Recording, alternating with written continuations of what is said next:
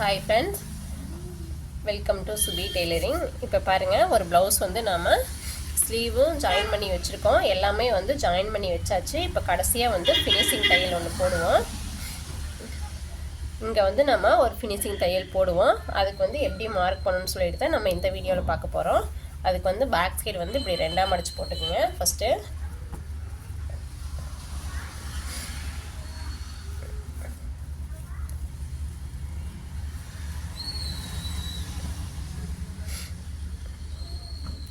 இந்த மாதிரி நீட்டாக ரெண்டாக மடித்து போட்டுக்குங்க. மடித்து போட்டுட்டு கொடுத்துக்கிற அளவு ப்ளவுஸையும் ரெண்டாக மடிச்சுக்குங்க. மடிச்சுட்டு இந்த இடத்துல மார்க் பண்ணிடலாம். அதே மாதிரி இந்த பக்க சைடும் மார்க் பண்ணிடலாம். இப்போ வந்து பேக் சைடு வந்து மார்க் பண்ணியாச்சு. அதே மாதிரி ஃப்ரண்ட் சைட்லேயும் மார்க் பண்ணிக்கலாம். இது பார்த்தீங்க அப்படின்னா கொக்கிப்பட்டி.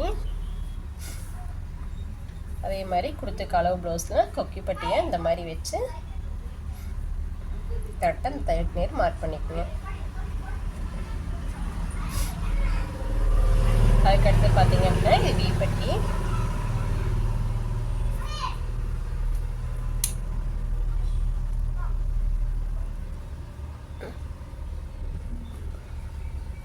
இந்த தையலுக்கு நேர் மார்க் பண்ணியாச்சு. அதுக்கடுத்து பார்த்தீங்க பேக் சைடு வந்து ஃப்ரண்ட் சைடு ரெண்டையும் மார்க் பண்ணியாச்சு. அதுக்கடுத்து பார்த்தீங்க அப்படின்னா ஆம்கோல் அளவு தான் மார்க் பண்ணணும். ஆம்கோல் இந்த ரவுண்ட் இருக்குது பார்த்தீங்களா, அந்த அளவு தான் மார்க் பண்ணணும். இந்த அளவு எப்படி அளவு எடுக்கலான்னு பாருங்கள்.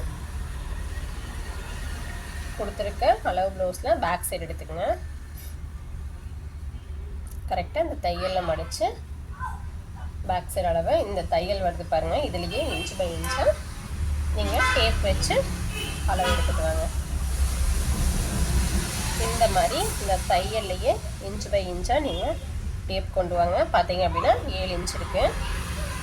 7 ஒரு 1/4 இன்ச்சு பாருங்கள், 7.25 இன்ச் இருக்குது. இப்போது இந்த அளவு துணி எடுத்துகிட்டு இங்கேருந்து அதே மாதிரி இந்த தையல்லையே வச்சு 7.25 இன்ச்சை நீங்கள் மார்க் பண்ணிக்கோங்க.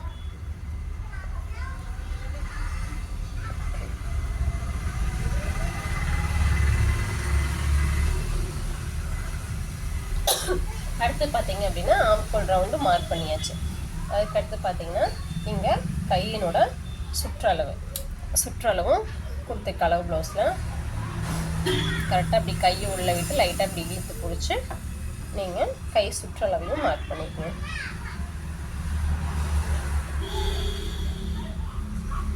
இப்போ பாருங்கள், நம்ம 3 அளவையும் மார்க் பண்ணியாச்சு. இதை வச்சு தான் நம்ம கடைசியாக எண்டு தையல் வந்து போட போகிறோம். பேக் சைடு மார்க் பண்ணிக்கிற மார்க்கிங்கும் ஃப்ரண்ட் சைடு மார்க் பண்ணிக்கிறதும் கரெக்டாக ஈவனாக வச்சு நீங்கள் தையல் போடுங்க.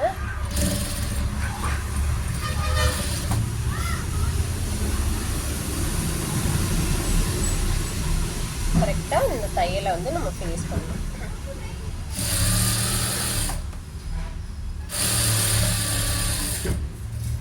பாருங்கள், நம்ம ஃபினிஷ் பண்ணும்போது பார்த்தீங்க அப்படின்னா ஃப்ரண்ட் அண்ட் பேக் வந்து எதுவும் அப் அண்ட் டவுன் வராமல் இருக்குது. இந்த அப் அண்ட் டவுன் வருது அப்படின்னா இது எப்படி சால்வ் பண்ணுறது அப்படின்னு சொல்லிட்டு நான் இன்னொரு வீடியோவில் போட்டிருக்கேன். அதை வந்து நீங்கள் போய் பாருங்கள்.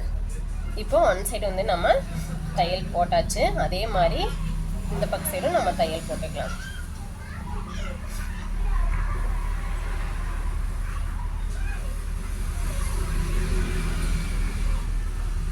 கரெக்டாக இங்கே மார்க் பண்ணியிருக்கதும் ஃப்ரண்ட் சைடு மார்க் பண்ணிக்கணும். ஈவனாக வச்சுக்கோங்க.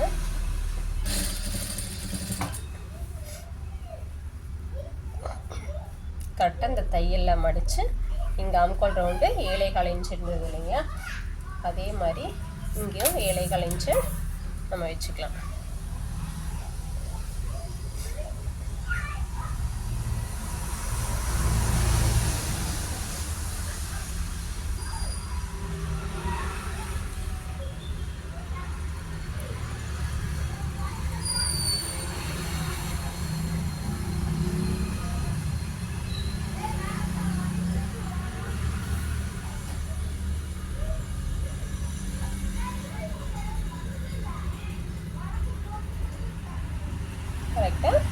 அளவை இங்கேயும் மார்க் பண்ணிக்கலாம். இப்போ 3 அளவையும் நம்ம மார்க் பண்ணியாச்சு. இதை வச்சு நம்ம நேர் ஸ்ட்ரைட்டாக ஒரு தையல் போட்டுக்கலாம்.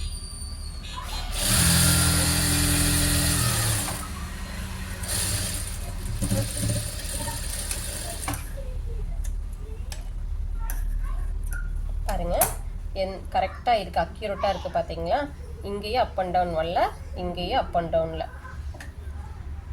ஸோ இந்த பட்டி பீஸ் மட்டும் ஜாயின் பண்ணும்போது நீங்கள் பர்ஃபெக்டாக ஜாயின் பண்ணிட்டீங்க அப்படின்னா இந்த ப்ராப்ளம் வந்து கண்டிப்பாக வராது. இப்போ நம்ம ஒவ்வொரு தையல் போட்டிருக்கோம், இதை வந்து செக் பண்ணிவிட்டு மறுபடியும் எக்ஸ்ட்ரா தையல் போட்டுக்கலாம்.